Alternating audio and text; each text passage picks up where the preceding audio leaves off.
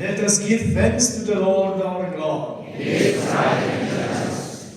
is truly right and just, our duty and our salvation, always.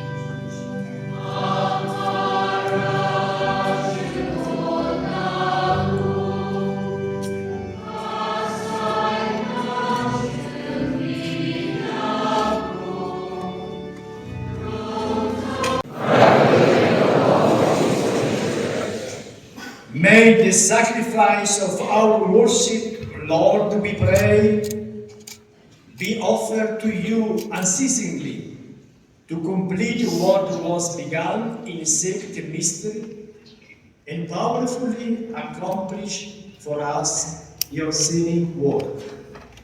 Through Christ our Lord. Amen.